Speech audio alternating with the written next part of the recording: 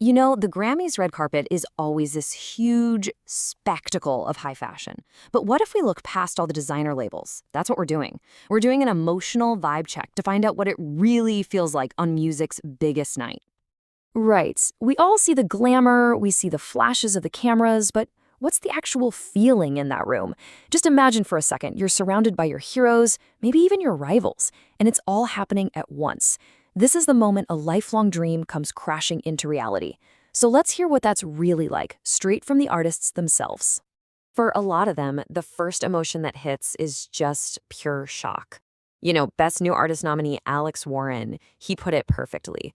One minute you're just a kid watching on TV, and the next you're literally in a room full of icons. I mean, how could that not be overwhelming? But on the flip side of that shock, there's this incredible wave of joy. Take Carol G's perspective here. For her, and for so many others, this isn't just another award show. No way. This is the exact moment they have been picturing in their minds their entire lives. And that leads us right into this first pretty universal feeling on the carpet. That surreal, pinch me, is this really happening moment? It's when the whole idea of the Grammys stops being a dream and becomes very, very real, especially for the newcomers. Just think about that for a second. One day, you're on your couch watching the whole thing on TV. The very next, you're inside the TV. You're walking past actual legends, seeing your idols in the flesh, and the sheer scale of it all, it's just staggering. And the reaction to that reality? It's a total tidal wave of emotion. When the nominations were first announced, Alex Warren said his family all gathered around actually expecting bad news. But then his name was called, and he said there were a lot of tears, but they were a lot of happy tears. It's that moment of pure validation that just breaks you down, you know? Fellow nominee Addison Rae kind of captured that same sense of total awe. She said she had zero expectations, so when she got the news, she was just floored. That feeling of being honored, of just being included in the conversation, is unbelievably powerful. For some, the emotion is so massive, it's almost impossible to compute. Nominees Somber actually slept through the announcements because he said he couldn't bear staying awake. The feeling of actually being there was so huge, he felt like he was going to cry right there on the spot. It's just a deeply personal, life-changing thing. But here's the cool part. Once that initial shock starts to fade a little, another really powerful feeling takes over. And it's not about competition. It's all about community. Samara Joy, who's a 5-time Grammy winner, she summed it up so well. For her, the pressure is totally off now. It's not this high-stakes competition anymore. Instead, it's like an annual reunion. It's a chance to celebrate each other, to celebrate one another's achievements. And this totally busts a huge myth about the Grammys, right? Alex Warren pointed out that while the rest of us see this fierce competition, especially in that Best New Artist category, the reality behind the scenes is the complete opposite. He's talking about nominees crying together during rehearsals and having group hugs. It's basically a family. And for a lot of artists, that sense of community goes way beyond just the music industry. You have J Balvin, who sees it as a chance to keep elevating our culture.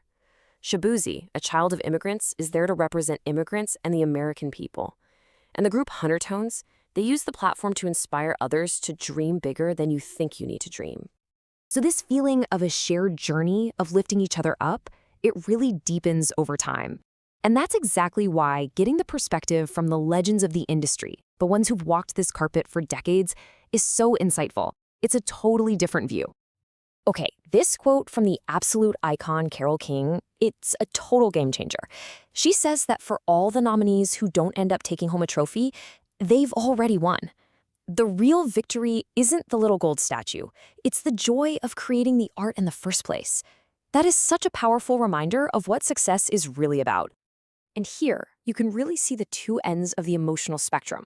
On one side, you've got a first-timer like Somber, who's just caught in this overwhelming, I can't process this moment. And on the other, you have a veteran like John Legend looking back on his own Best New Artist win from 20 years ago, and his advice to the newcomers is simple. Just be present in the moment and enjoy what's happening right now. All of this, the shock, the joy, the wisdom, it all builds to the real emotional core of the evening. This is where the raw reactions and powerful tributes cut through all the noise and show us what truly matters. Let's start with a number 2. For Jelly Roll, these weren't just his first 2 Grammy nominations, they were proof of an absolutely incredible journey of redemption.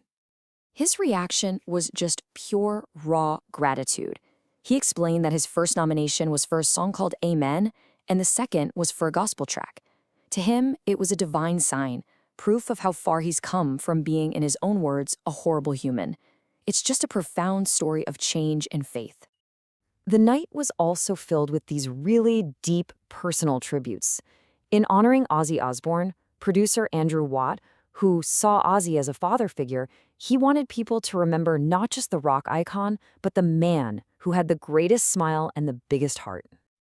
And this quote from Jelly Rolls, spoken right to Kelly Osbourne on the carpet, it just perfectly captures the heart of it. He makes this beautiful distinction. The whole world knew the rock and roll icon, but she knew the father. It's such a poignant reminder of the real, human loss behind that public persona. These intensely human moments of redemption, of grief, of tribute, they kind of force a bigger question on us about what we value most in art. And that question points us directly toward music's next chapter. And who better to talk about the future than the visionary will.i.am? He offered this really thought-provoking perspective.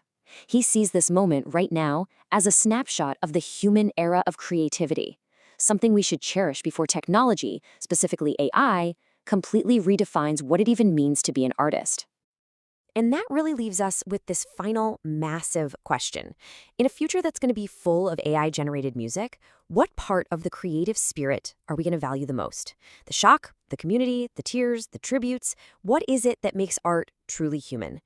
That's a question for all of us to think about.